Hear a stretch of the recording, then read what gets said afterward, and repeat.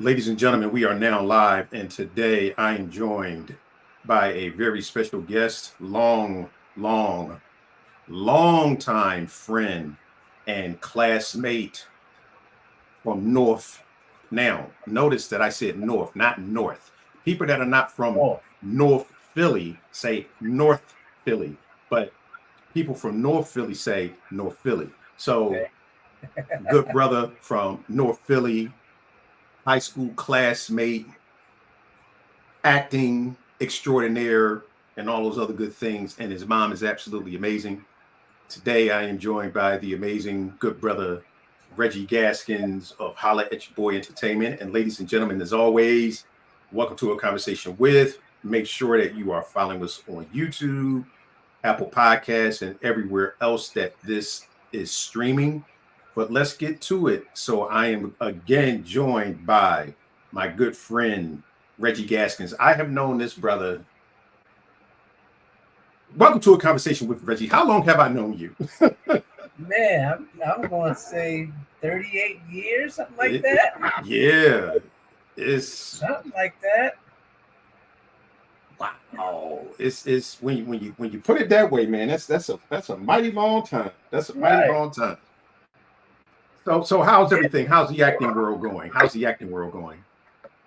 Man, the acting world is going great, dude. I am so very, very thankful for the opportunities that are presented to me from an acting standpoint. Okay. I moved to Atlanta from Los Angeles and left LA down here at the A, and I booked a movie. I'm on a new Tyler Perry TV show. I was up for Fight Night like 4 times. The new Kevin Mm. Hart joint, get it though. I have a new TV series from an acting standpoint that I'm in that's coming out. Oh, I don't even know when. I don't know when. So, from an acting standpoint, very thankful. Very Okay. thankful. Okay. So let's go back to the beginning. Uh huh. How did you get started in the business? Went to Westchester University, came home from Westchester, and before I started my next semester of classes, I was I just worked. I just would just go to class and go to work, and it got boring to me. I was like, it's got to be more to life than just going to class and going to work. I was going to community college, and so that summer I was like, I got to do something else. I walked past Freedom Theater, which was not too far from my house. And I heard all this ruckus inside Freedom Theater, 12th and Master. And the dude came out, the security, like, don't be casing this joint. You're either going to come in and take a class or you're going to move on, but don't be outside trying to case the joint. And I went inside, took an acting class, and been hooked ever since. Wow. So what was that like? You actually go in and you're new. You don't know what's going on, and you see these people performing. What was the draw for you? What was the draw? What made you decide? You know what? I want to sign up for this. What made you decide to do that? So I'll go back to a play called Porgy and Bess. My mom took me to this play when I was a little boy called Porgy and Bess, and another play called Pearly Victorious, starring Robert Guillaume.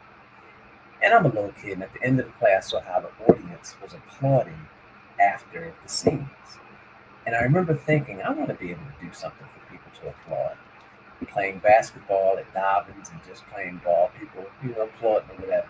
But, basketball wasn't my thing. I go into Freedom, and I'm watching all these people get to do singing, acting, and dance.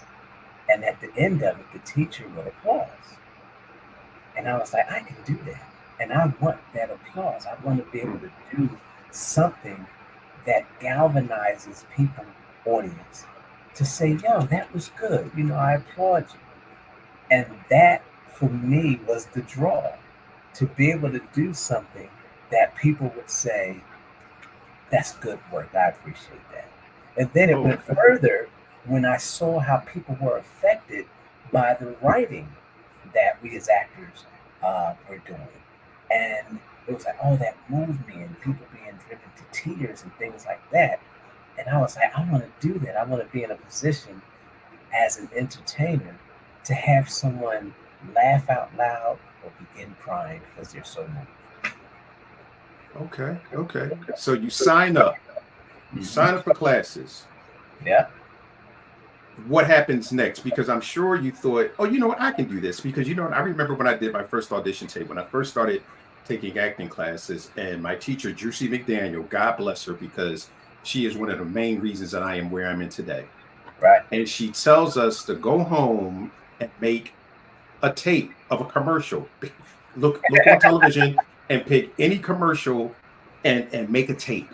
Mm-hmm. So I go and I see a Zyrtec commercial. So I choose that and I do the commercial and we take the tape back to class. And this is before I knew anything about the economy of movement and how when you're on camera, you have to be very tight with your movement, because if you're moving, you're moving. And the camera picks up all of that. So Reg, this thing, when Tracy saw it, she was like, yo, you look like you're on crack. But I had no idea how to actually move on camera, but that's why I was in class. So my question for you after that long story is, when you start taking classes, did you understand how hard it would actually be to be an actor, but to be a good actor? Oh yeah. So I started Freedom Theater, which was all theater. Mm-hmm. And I didn't realize, I'm thinking, okay, you learn your lines, you start talking. I learned how to talk when I was 2 years old. So I can talk. That's easy. I've been talking all my life. And that's exactly what the director said the first time I did something. He said, you sound like you're reading a script. I said, I am. You gave me the script to read, I'm reading it. He said, no, you have to act it. And we can't think you're reading, you have to live. So I put the script down and I began talking. He said, you're talking, but you're not emotionally connected. I was like, oh yeah, I don't cry. I'm from North Philly. Oh no, I'm doing all that. I'm not showing all these emotions. I'm not being all, just um, crying and showing fear and vulnerability and all that. I ain't doing all that. I'll read it. I'm not doing all that other stuff. And when I learned that is the essence to any good actor, to allow yourself to be vulnerable, to allow yourself to escape who you are naturally, comfortably, and become someone else that is either uncomfortable or comfortable for you, but it has to be believable.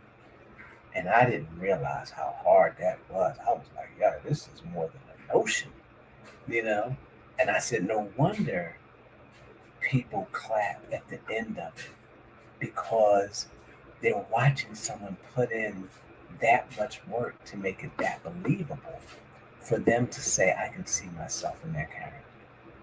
And it took years to grasp being vulnerable, to understand how to be vulnerable. It took years to grasp how to just be normal. Because you read the script and it's like, okay, now I'm gonna do the script, I'll do the line. Tom, come over here. Don't do that. Like, what are you doing? Nobody talks like that. Mm-hmm. Yeah, but the script is all capitalized. That means I'm supposed to yell. So it was a great learning curve, and you never master it. But when you've mastered the desire to learn it, you can't master the desire to learn it. You master the desire to learn it, and you see those building blocks. That's when you're like, oh, I've learned this. This is pretty cool. Yeah. It's interesting. When I went to my first American Black Film Festival, I took Bill Duke's acting class. Uh-huh. And game changer for two reasons. The first reason, because when we went there, first of all, he said, you got to read 10 books. And I'm like, yo, the festival was in a week and you want us to read 10 books. So I read as many as I could. And now I understand why he did that. It was learning the discipline. Yep. He didn't expect you to read 10 books, but he wanted you to attempt to read 10 books. So you put in that work.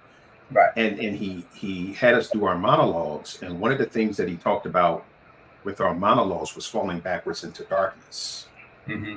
And just basically giving it all up, because everybody got up there, did their monologues, and he was like, nah, see, no, you're not, kind of like what you said, you're not committed to it. Right. You got to commit to this shit. Right. Because if your job is to impart a certain thing to the audience, and they need to feel what's going on with you. Right. And he had me do my monologue. He said, but before you do it, he said, do you have children? I said, I have 2 girls. And he said, okay. He said, I want you to do me a favor. He said, I want you to turn your back to the audience. I said, okay. He said, I want you to close your eyes.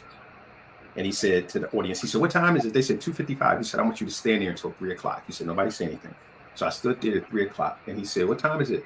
And they said 3 o'clock. He said, your daughter's just died. He said, now I don't want you to say anything. He said, I just want you to internalize that. And at this time, my daughters were small. Right. So then he said, feel it. Feel it. Really feel that. And then he said, now turn around and do your monologue. By the time I was done that monologue, everybody in the audience was crying. Wow. I went back to the seat crying. That got around the festival, and everybody's like, yo, I heard you killed it. But that just goes to your point that you really have to invest. Uh-huh. And when people are not invested. So talk about that. When you're teaching, because you teach, and we're going to get to some other things, but you teach. Right. So when you're teaching your students, how do you go about getting them to actually invest in what is written on the page and to internalize it and to make it their own? How do you go about doing that? 3 aspects. The first thing I ask them is, from an acting standpoint, why are you acting? For what reason? Right? Whatever their reason is. Oh, it's something I've always wanted to do. People say I'm good, blah, blah, blah. Okay. Now you have a reason why you do it. What do you want? You want to be an actor, but what do you want from your acting career? Right? I want an Emmy. I want to be nominated for an Emmy. Okay. So you have a reason. It's always been something that's been inside of you, and you want an Emmy. Got it. Here is the amount of work and the amount of time that it may take for you to get that Emmy. We're talking maybe 5 years of work. 5 years of time, and dedicated to this 7 days a week. Are you down for that? Sure. Okay. So they've answered those 3 questions. I give them a script. Hand them the script, look it over. 5 minutes later, I'm taking the script away from them. Give me the script. Let's do it. And they begin to see the challenges, memorizing lines, developing character.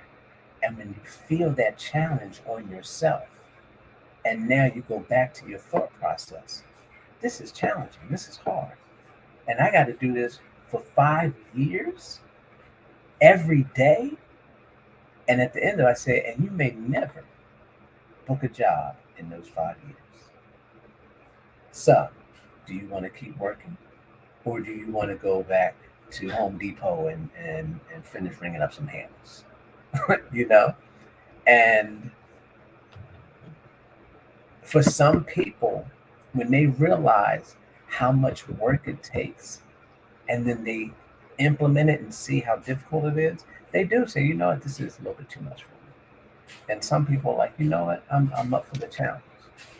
And I put it on them to feel the stress of the challenge. And I'm like, listen, ain't nothing wrong with having a day job at all. There's nothing wrong with it. Because you're just saying to yourself, I don't want to do this every day to possibly maybe almost book 2 lines 4 years later, right? But once they're invested, they're hooked, like I was hooked. It's like, you know, I want to do this. And now they're picking up a script every day. Learning is called the inner monologue. The inner monologue is your personal life, where, like, you have your thing with your daughters. Whatever you thought about in those 5 minutes, and then he put on you that your daughter's passed away, then you have to turn around and speak your outer monologue whatever was going on internally came out externally, and it became your monologue. Mm. So the inner monologue, your outer monologue, be able to speak, to live it in the moment, to be able to speak and live it. That's how I get out of my students learning, for them to learn on their own. Do you really want to do this? And thankfully, that has helped when they're under the stress of having to do it and answering the question, do I want to continue? And you know what? Sometimes with that 5 years, you're still working a day job. Yes. You still working a day job. And yeah, people don't get it's like here's the thing, Brent always do. And they don't care that you ain't make that audition. They don't want to hear that. No, Brent is always do. Let your company be like, look, make a payment arrangement. Exactly. So it's like you have to make, but there are sacrifices, time wise. I had a job, like a little temp job and everything, and it was going pretty good. And I got an audition, for the next day, middle of the day. It's 2 in the afternoon, and it was 45 minutes from the job. I'm like, oh gosh. So I said, do you mind if I go to this audition on my lunch break? He said, sure, as long as you're back within an hour. Mm-hmm. I'm probably going to be back late. No. We need you back here. Your lunch is from 1 to 2. We're going to make it from 2 to 3. That's fine. But you have to be back by 3 o'clock 1 hour later. Do you want to do so? Do you want to go to your audition and not come back? Or do you want to take an hour and come back? And at that time, I chose the audition. Didn't book it and got fired. Mm-hmm. But again, I was telling them, it's a cost to everything. Are you willing to pay the cost? Yeah. And whatever decision you make, there's nothing wrong with your decision. Just live with your decisions. Yeah. Because I remember working the job that I'm working now. And I ended up having to work what's called nightliners. That's overnight work because I was auditioning during the day. Okay. So I would work from midnight to 9:30, 10 o'clock, have my clothes in the car, and I would have an audition in New York. So I would be on 95. Don't do this, folks. I would be on 95 driving up to Croydon to go to the train station to catch the train to Trenton, then catch the train in New York, and I'm changing on the highway. Right. You know what I'm saying? I'm changing out of my work clothes into my audition clothes. Just worked a 10-hour run, no sleep, hour to New York, audition, come back, still got to take care of my kids. Yep. And, but again, like you said, it's the commitment. And I always say, Reggie, this ain't for everybody. And that's okay. Okay. And you know what? This particular path in the industry might not be for you, but there are other things that you can do. And I discovered that with myself. But back to you, sir. So you leave Freedom Theater and you decide to go to LA. Why the decision to leave Philadelphia and go to LA? What made you decide that? 2 actors that were in a play I wrote. I never wanted to leave to Philly. I wanted to keep doing plays in Philly and New York. That's what I was doing. I love theater. Did Fences, 2 Trains Running, My Rings Black Bottom, did a whole bunch of plays. 2 friends of mine that were in a play that I wrote went to LA, said, Reggie, you need to come to LA. I said, I don't want to go to LA. Everybody wants to be stars. They ended up talking to me going into LA. I was like, okay, I'll go check it out. When I left Philly and arrived in LA and got a taste of television acting and the thrill of that, which is a whole different technique of acting. Stage acting, you have to project. They have to hear you. And I'm at my television audition and I'm projecting. And they're like, it's going to be a mic right here. You're blowing out the sound guys at ears. You don't have to do all that. Samuel L. Jackson does it. Yeah, I want to do it. Samuel L. Jackson. You're not. And so the thing that intrigued me to go was the challenge because I knew it wasn't a theater town, it was television. And then when I got there, it was the second challenge. Can I become a droid at television actor as I had become a theater actor? And that challenge motivated me to really, do my best at it. And once I got there, my first 10 years in LA, I only did 2 plays. Never did another play hardly ever. And that's the thing that intrigued me was the challenge. You know, can I cross over from theater, from stage to television and film, and then be a droid at both? Taking a page from Angela Bassett and Lawrence Fishburne and Denzel, who are all adroit on stage, be it Broadway or off Broadway, and extremely adroit in front of the camera. Stage, you can move, like you said. You're supposed to move, but on stage, you can move, you can walk around. It's a stage. There's people in the back row. They need to see you move. On television, you got to be still. You got to be able to talk just like this and not move one muscle. Just look straight ahead. Just do what you do. And I'm an energy person. I want to move. It's like, wow, this is different. And how am I supposed to show this emotion? Because I want to walk over there and cry. Sit right where you sit and cry. Can I move and walk a little bit? So that was the thing. It's a challenge, and that's what intrigued me about going to LA. Okay, so when you get to LA and you're auditioning, how difficult was the process of going out to LA, where everyone is an actor, and you got some really good actors out there, and that is what you're up against? Yeah. So what was that process like? And especially going into an auditioning room and seeing people that you've seen on television sitting there reading lines, and you're sitting there saying, "Oh, now I got to go in the room after that guy." I was at a couple auditions and I couldn't even focus on my lines, and I'm like, I kept trying to get an autograph. I know I'm supposed to be studying my lines, but that's Michael Ealy. I want his autograph. What that was like. So I gotta thank Phlly and North Philly. Phlly is a working class town, and it instilled in me, which you have. So everybody learned this from him because he's got it. It instilled in me a work ethic, and my coach at Dobbins, Yank. Oh, Yankowitz, Yank, yeah. He said to us one time at practice, "If you're not playing to win a championship, get off my team." And I took the working mentality of Phlly and what Yank said. If I'm not in this to ultimately win a Best Actor award, what am I doing? I might as well not do it. I'm not trying to be famous. It'd be nice to have a bunch of money, but that's not the goal. The challenge is, can I become good enough at it where someone says, not only applaud you, here's your nomination for Best Actor. And so I began to work, and I took the mentality.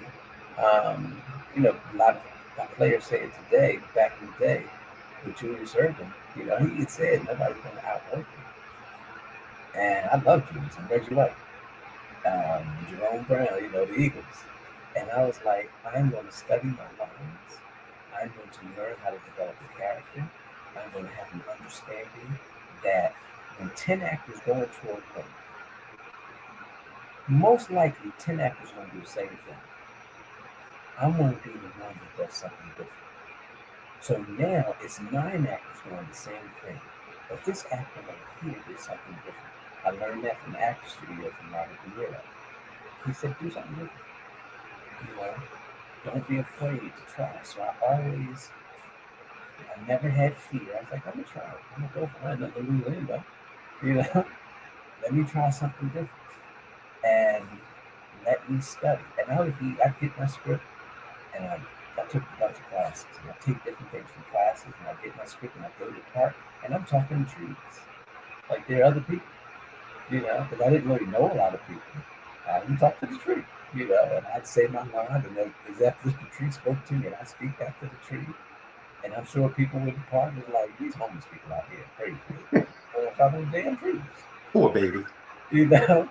And um, I learned every audition is a war between those who want it and those who want it more.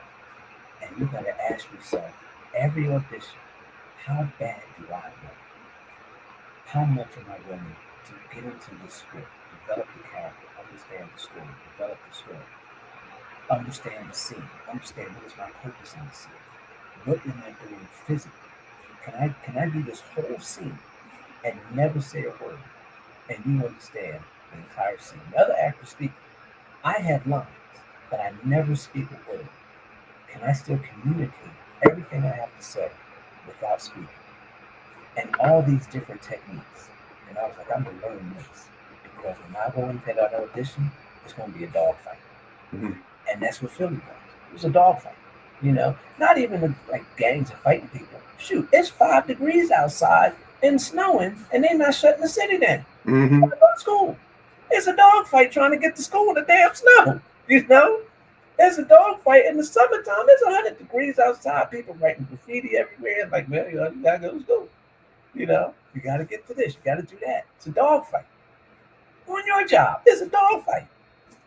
I gotta show up every day and deal with what I gotta deal with every day and still maintain a level of composure, professionalism, accuracy, being thorough, being awake. That's a dogfight. Mm-hmm. So I was like, every audition is a dogfight. I don't want to look at them and be intimidated. I want them to look at me and be like, damn, Reg is here. And I was like, I'm gonna figure this out. Mm-hmm. And that's what I took into every audition. And that all came from North Philly and Yank. Yank, good dude, man. Miss him a lot. Yeah. So I remember being in a movie theater with my wife, and we were watching the movie Showtime. And I'm sitting there, and you pop up on the screen. Now it's a theater full of people, and I'm sitting there, and you pop up on the screen with Eddie Murphy, and y'all are in the locker room. Yeah. I scream out, "Oh shit, that's Reggie!" And my wife looks at me. She's like, "What the?" And she was like, I was like, "No." I said, "You don't understand." I said, "That's Reggie." She's like, "Reggie who?" I said, "Reggie from Dobbins. We went to school together." I'm like, "Damn, that's Reggie." And everybody looking at me. I'm like, "Oh, I'm sorry, but right. I didn't know you was out in LA doing movies." And the next thing I know, I'm looking at the big screen and you pop up on it. So how did you get that part? Because that was a funny movie. How did you get Showtime? How did that happen? The work ethic. I was auditioning for a lot of different people, and once casting directors see your work ethic, it's like, you didn't get this one, but you did a great job. You didn't get this one, you did a great job. They'll continue to bring you in, and agents and managers, everybody tell you it's a numbers game. If you keep putting in the work, out of 10 auditions, you're gonna book one of them. Out of 20, you're gonna book one or two of them. And it was just a blessing. I just kept working in light of being homeless and not having money and struggling. I just kept putting them. I kept talking to the trees and learning the craft. Did the audition, and my agent called and said, "You got one?" I said, "I did." He said, "Yeah." I was like, "Oh, I gotta call my landlord." I'm gonna hang your money. Exactly. Hold off on the eviction. It's coming. Put my furniture back. Right. And but that's really what it was. It was the work. A lot of nepotism in this business. Mm-hmm. Eddie Murphy at that time, and even to this day, worked with a lot of people, garnered a lot of friendships, has a lot of people. It's like, Eddie, hook me up. And nothing wrong with it. It happens. I don't have a problem with it.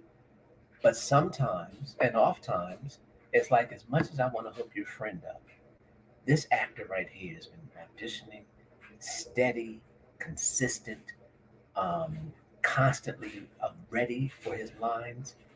We're gonna give him a shot, And I attribute it to that, because when I tell you some of the other actors who were in the room when I was auditioning, I was like, "That's it." me calm down. Oh, there goes something. Okay. You know, I had a couple Tourette's moments because I'm like, oh, okay. You know, and then they were all nice, cool. Like something, hey, how you feeling? Good luck to you. You know, yo, that's you know. So And he was like, yeah, man, I got to study my lines. Calm down. exactly, and it was really just the work ethic. And the crazy thing is, the scene went on between me and Eddie for like 3 minutes. They just let me go back and forth with him. And one of the things in the final cut, I was like, they cut all that stuff. And they said he's the star. He said, y'all were give because it was almost like a roast. It was like, give it to him, you know. And I was like, shoot, let's go. Because in all the training, once you get on set, it's not a case of I'm thankful I'm here only. It is a case of I'm thankful I'm here, but yet I belong here because I put in the work. So I can't be intimidated. I can't worry about I'm going against this comedic genius. And then, like, you're a comedian also, go back and forth with him. Well, let's go toe to toe, you know.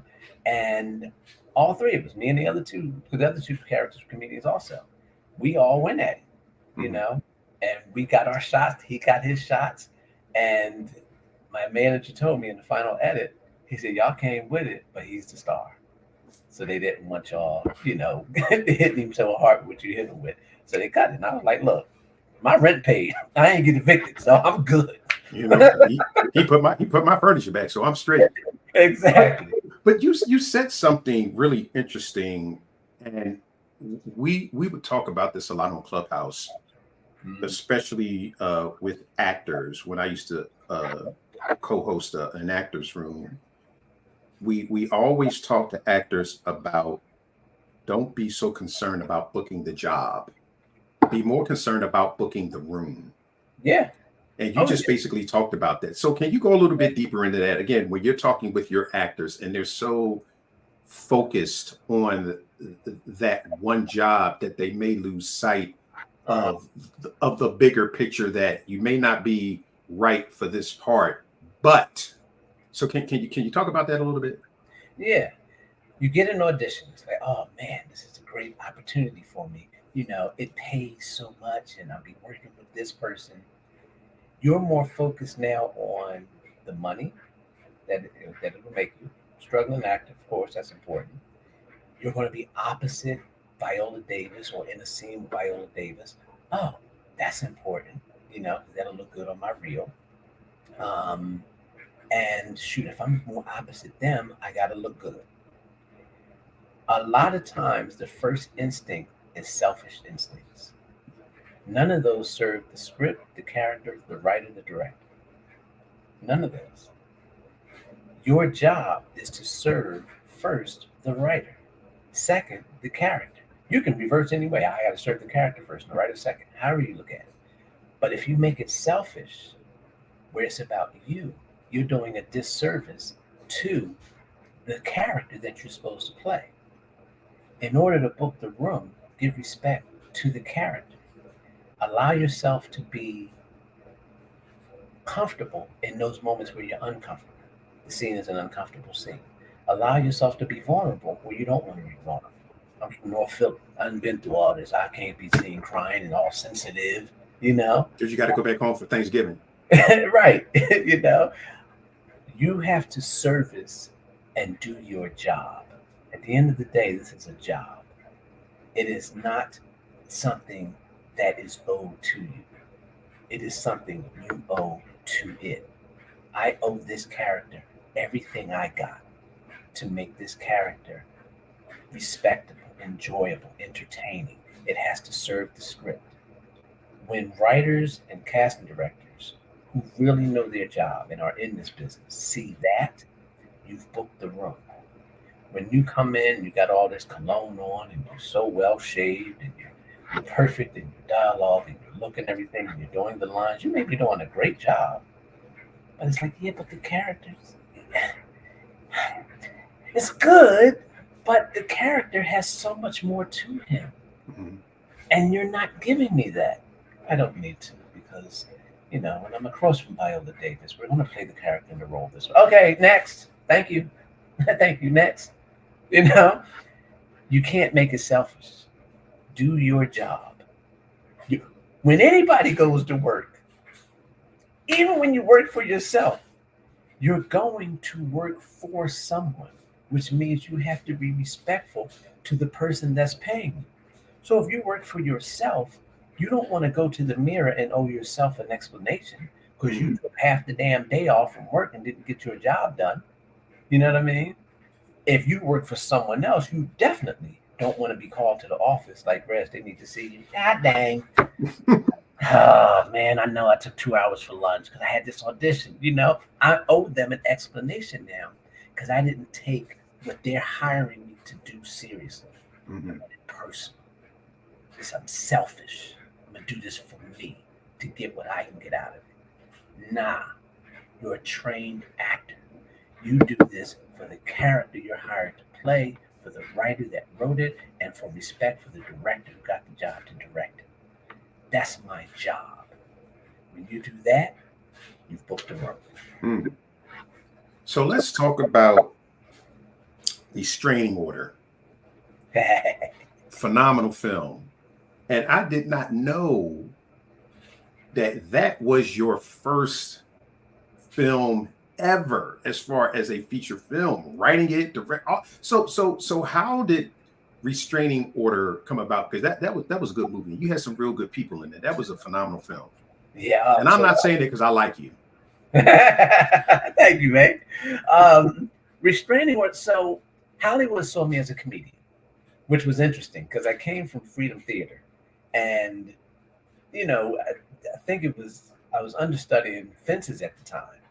2 Trains Running, My Friend's Black Bottom, all these dramatic, deep plays, August Wilson plays. And I get to LA, and everybody, oh, you're so funny. Okay, you should be a comedian. No. I came out here to training days next on my list. What y'all talking about? And it was interesting because I have a goofy personality. I know that. I'm goofy. And it's like, dude, they love that. I don't want to do that, And it was great. A friend of mine, a comedian named Earthquake. He said, Reg, if they want to pay you to be funny, nigga, be funny. Write your own films doing what you want to do and let them pay you for what you seem capable of doing. So I wrote a film doing what I wanted to do. I always wanted to play a lawyer. I love drama. So I wrote a film. And, 2 people helped me with it. My ex-wife at the time and her aunt, who were both in the industry, helped me write it, develop the characters. And I still had this work ethic mentality, from Yank. If I'm not in it doing the championship, but I'm doing it for them. So I'm like, if I'm writing a script, I want to learn how to write where put my script up against Scorsese's script. I don't know if I win, but I ain't gonna get laughed at out the room either, And so I put that amount of energy into writing the script. Let me make sure I know what I'm doing as a writer. Then I had already learned acting. Then I learned what is it like to direct. The only reason I directed is because I couldn't afford a director. Like I can't. Everybody wanted to direct. It's like, well, I cost this much. You can't do it for a couple more. Like if I add 4 slices of pizza to this salad, can you do it for that? You chubby. You might want some pizza. No, I couldn't afford them. So I said, well, let me learn how to direct. And I learned how to direct. I had already directed myself in my own plays. And I just told everyone, there's only 2 things that I want on this set. I want you to have fun, and I want you to work hard. That's it. Fun first. Because if you're having fun in doing what you're doing, as intense as Jordan was, Jordan had fun playing basketball. No matter how intense he was, he had fun because he knew I'm giving it to you. Let's have fun. Give me that character. Give me everything you got from that character because that's where the fun kicks in. If you're trying to do this for selfish reasons and all, that's not going to work. And everyone in the cast went for it. Robin Givens, Sean Blakemore, Kiki Haynes, everybody, they were all invested and giving their best, and they were having fun doing it.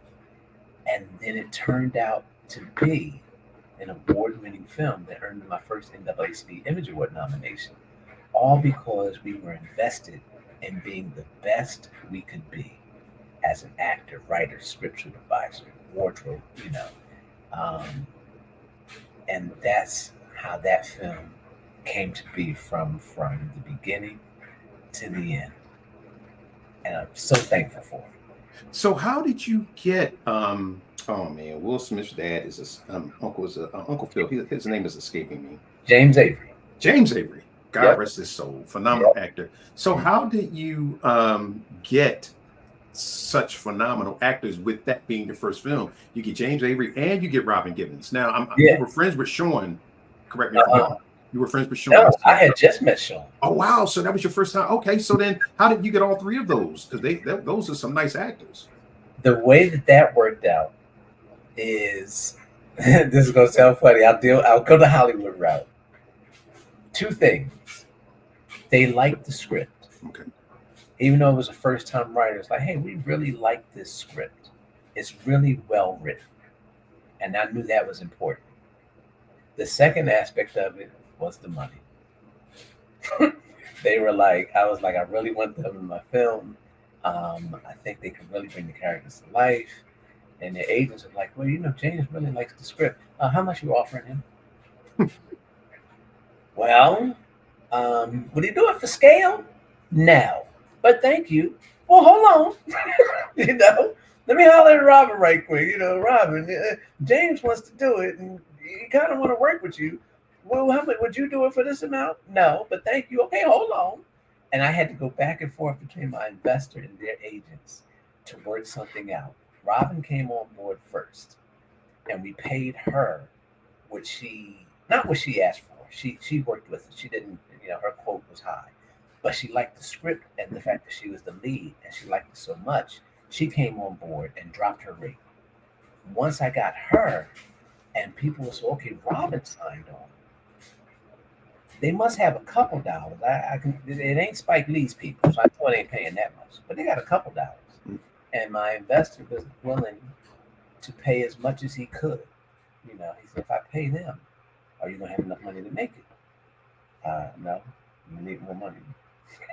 But at least we got them. Mm-hmm. But once one signed on, then the other ones kind of said, we're down. We're cool to come on. And even though this is not my rate, the work, the writing is quality enough, and we believe enough in you as a first-time director. We gonna rock with you. And I was like, this has nothing to do with me. I said, God has spoken to each one of you on my behalf, because there's nothing that I could have said or done without him speaking to them on my behalf and saying, we're gonna get this done for you. But basically it was the script and the money. Okay. So were you surprised at the reception that it got? You guys knew it was good. But were you surprised at the reception that it got once it was released? Yeah. So I did it as a short film first. That's how I got the deal for the money. Okay. I shot a short film of it first with some actor friends of mine to test it. Let me test the story out. And the short film did well. And I wrote the feature, and they liked the script. We paid them. They came on board. We shot it. When the film was released, I wasn't really nervous. I was like, I believe in it, but we'll see. But when I saw how many people showed up to the Pan African Film Festival, because we were the centerpiece film, they had to show it in two different theaters and two of the large theaters. I was like, oh, shoot. Okay, I hit my editor up. Yo, we got any hiccups? Sound good everywhere? You got any color drops or anything? He's like, Reg, it's good. Are you sure? It was like, it's fine. We got you. And I was so impressed and thankful for the people that showed up and their honesty. Because the critiques were well, and they had some awards. But there were people who were willing to be honest. It's like, your next film, do this. Next film, do that. from a writing standpoint, get to this quicker. This has to happen. He said it happened on page 32. It's got to happen on page 23, 24. Writers. He said, you hit it structurally, but you got to do this. Next time you get a shot, get a shot. And I appreciated that. Right. So very surprised at the outcome. I was thankful for the reception. The short film had won an awards, and I was like, "You ain't saying if I ain't doing this to win awards, what I'm doing it for." So right. I'm hoping to get an award. Boy, you are popular. I know. I think people watching this. Somebody is watching it. I think they're watching it. Well, tell them to call you afterwards because they are really killing the sound here. When this drops on Apple, people are going to be like, what the hell is going on? Right, well, ladies and gentlemen, we are live. This is what happens when you're live. This is being taped live. So, Reggie Gaskins being the Hollywood actor that he is, people are calling him up on the phone. But you did a couple more movies. You did The Lying Truth. You did A Christmas Story, which was funny as hell. TMI, Gritty, Dead Heat, and then we're Deadbeat, and then because we're going now, I don't watch a lot of television. Now that's going to be a shock to a lot of people. I don't watch a lot of television. So some of your films I haven't seen. A lot of films I haven't seen. I'm going to have to get down and watch all of these. But I did watch A Christmas Story, and I did see The Lying Truth. I saw that a couple years ago, so I'm going to have to revisit that. But tell me about A Christmas Story, because that was an interesting story. How did you come up with the concept for that? Our Christmas love story came up. It was originally Reggie Gaskins' urban love story. It was just a regular love story. Wait, stop right there. Whatever happened to those? Because I remember those, the urban love stories. I remember those. Those were Whatever happened to those? We'll come back to. I stopped doing the urban love stories. I just made a film out of one of the stories, right? But I made the film on my dollar. I didn't have a lot of money. Starred a great actress, Deandra Lyle, who's now one of the stars on Bel Air. She and I are both on Bel Air. And so I made the film, but the sound was bad, the color was bad, it was bad. And I really liked it. So I just took that film and made it a Christmas movie. And the whole concept of the film came from Reggie Gaskins' urban love stories, which was things I used to different love stories I would just talk about on a weekly basis. And so I said, I'm making a Christmas movie. And everybody's like, that's smart. Christmas movies do well and they run for years. And it's the summertime. People still watching it. There's people still watching Our Christmas Love Story. And but that's how the whole thing came about, from Reggie Gaskins' urban love stories. And I just made one of them a Christmas movie. Wow. So where did you come up with man? I had totally forgotten about the urban love stories. Where did that come from? Where did that idea come from? My boy David Arnold, God rest his soul, he passed away. But David Arnold, every week, would go on and talk about, life with Dave. And this is before TikTok and just before Instagram, but a lot of, Facebook. He was doing it when MySpace was up. And, I used to play ball with him and Kevin Hart, and David, Kevin Hart, Chris Spencer. They were always writing, always working, Mike Epps. And I was like, and they were like, you should do stand-up. I don't want to do stand-up, but I saw how they were always working. And I said, well, I'll do something in the vein that I do. I'm a storyteller. So, Dave did his thing. Life with Dave is always like jokes and everything like that.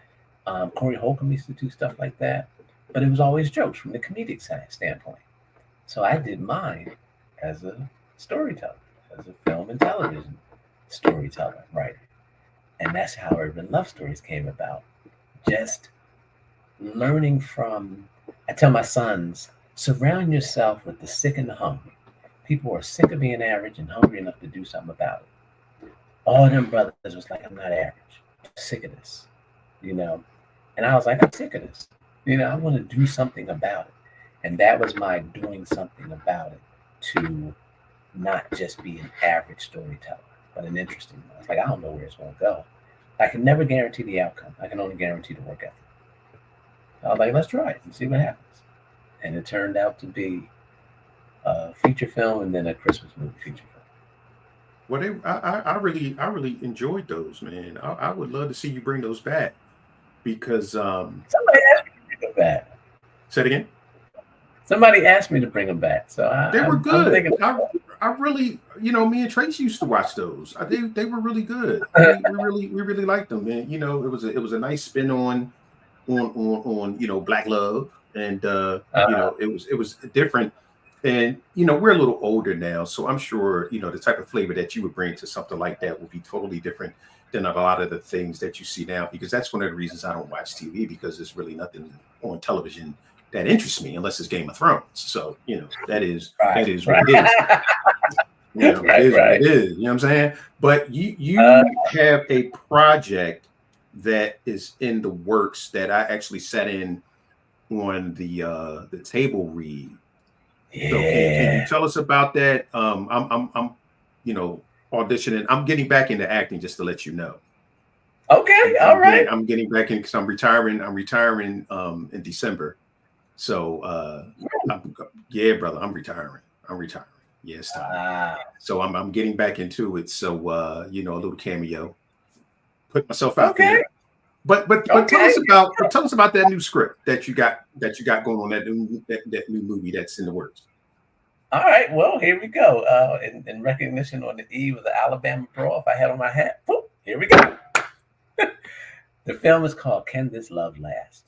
It is about two attorneys, a defense attorney and a prosecutor.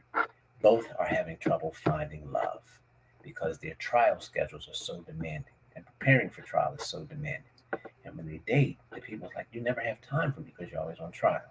Well, they meet each other and they understand each other. It's like, oh, someone gets me. They understand I'm not trying to avoid you.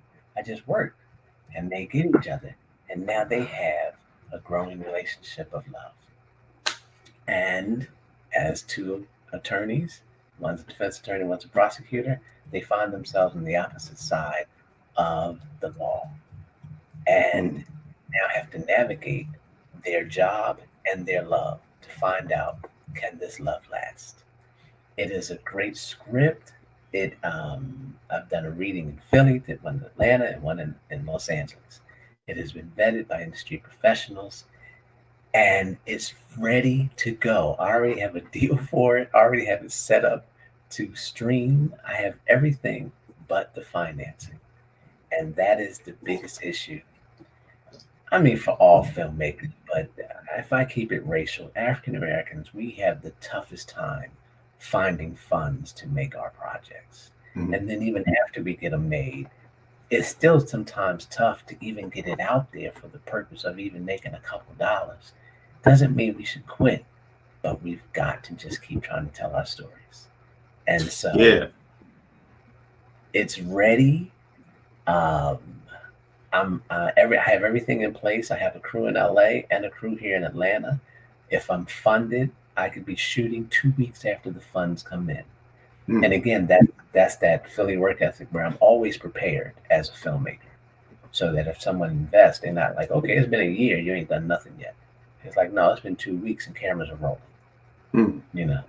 So that's where we are. But it's called Can This Love Last?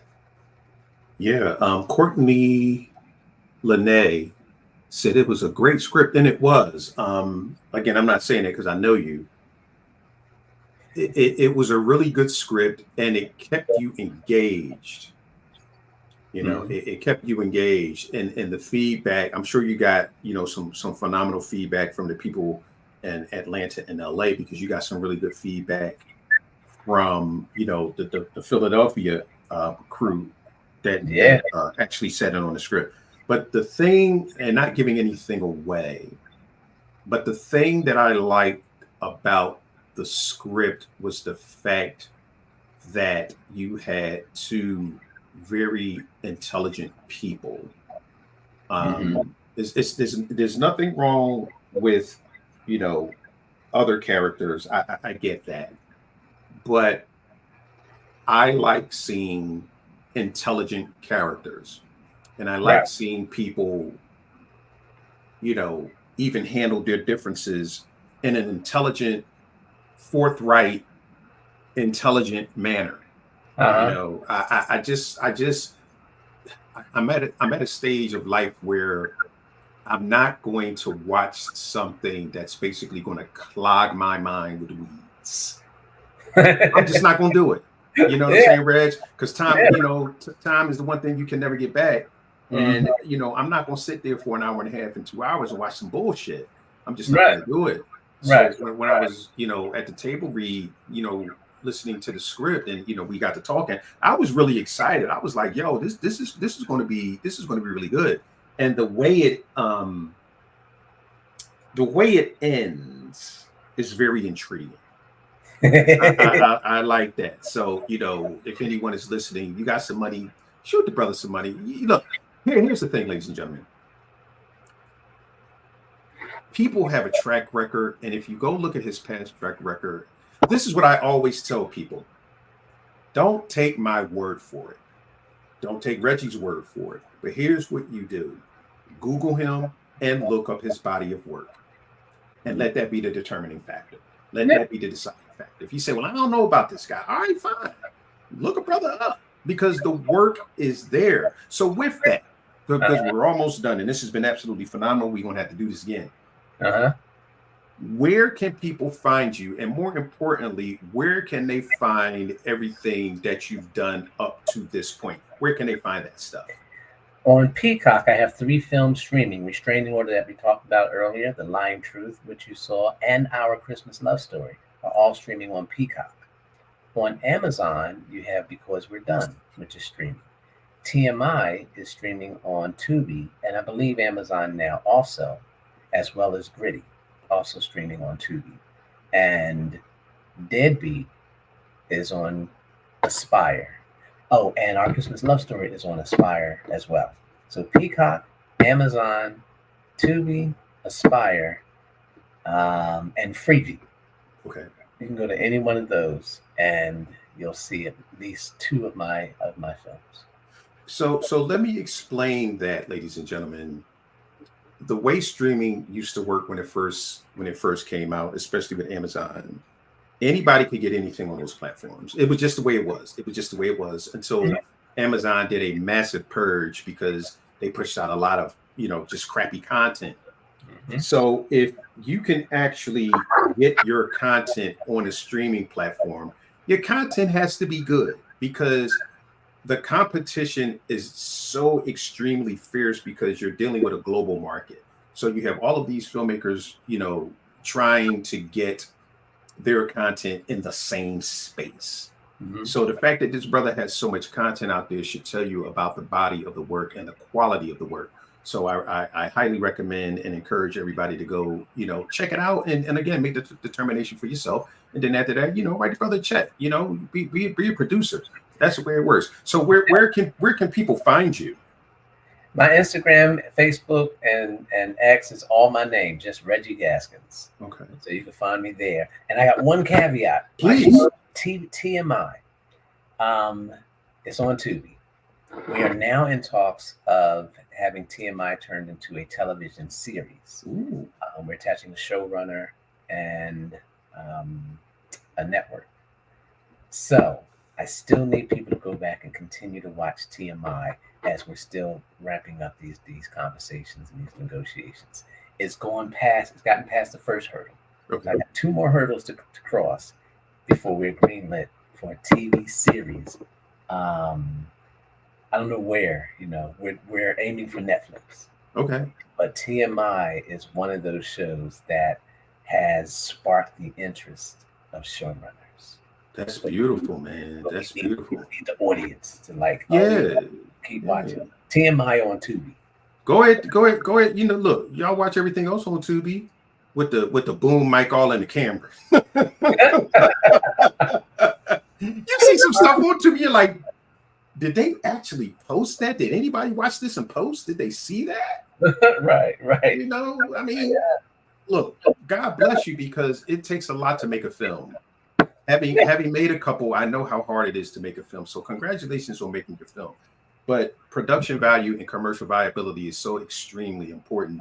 And you don't want to just make one and not make anything else. And you don't want to be known for making that film where you got the boom mic always in the shot and stuff. Right. You don't want to do that.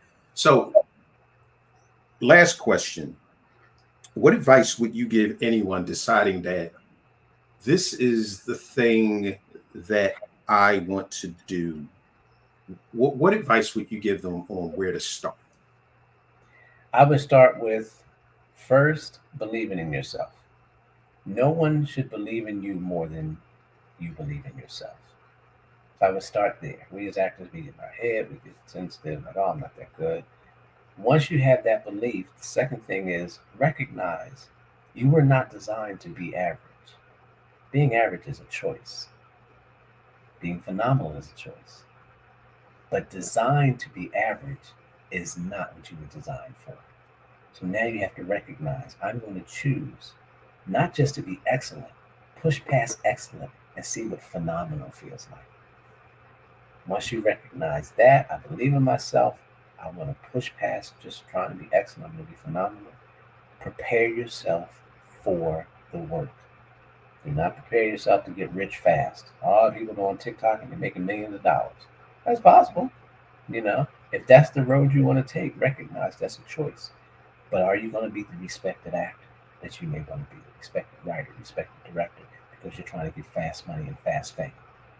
Prepare your mind to put in the work. And if you don't want to put in the work and you just want the fast money, just recognize that's a choice. Don't get mad if people tell you, oh, yeah, he put this thing out, but it ain't no good. Mm-hmm. Everybody talking about it. Yeah, I mean, yeah, you got a million followers, but it's just horrible. Now you all sensitive because you didn't put in the work. You didn't take it seriously. Recognize that you believe in yourself. Don't look to just be average. Try to be phenomenal. Once you're trying to do that, prepare yourself to put in the work. Once you're willing to do that, the results you get will be the results you earned. Okay, ladies and gentlemen, and on that note, hey, look, I can't add nothing to that. We had a couple people here. Thank you so much for hanging out with myself and Mr. Reggie Gaskins for the last hour or so. It's been an absolute pleasure, brother. And again, it's been an absolute privilege to call you my friend for such a long time. We go way back, high school, ladies and gentlemen. North Philly, Dobbins Mustangs in the building. Yes, sir. But ladies and gentlemen, thank you so much for joining myself and again, Mr. Reggie Gaskins on a conversation with. And again, if you like the show, please subscribe on YouTube, Apple Podcasts, and everywhere else that this is streaming, because we are streaming in quite a few places. We're doing all right. And, we just really enjoy you, the audience, hanging out with us every Thursday at 6 p.m. Eastern Standard Time. And if you like it, go on Apple and give it a review. They like reviews. I like reviews. Head over to Apple, give it a review. Give me a follow on YouTube. And again, make sure that you are following Reggie Gaskins on all social media platforms. Please go check out his phenomenal body of work. Send a brother a check or, some Cash App. Send him something. You know what I'm saying? Give him some pizza. Because I got another story to tell. Tell it. Uh-huh. Got another story to tell. So got another story to tell. So, stories cost money. Story, what? I'm gonna have to make that a meme. Stories cost money. Mm-hmm. Again, ladies and gentlemen, thank you so much for joining myself and Reggie Gaskins on a conversation with podcast. And as always, love this like a hobby and treat it like a business. And on that note, everyone have an absolutely amazing night. Peace. Peace out, y'all.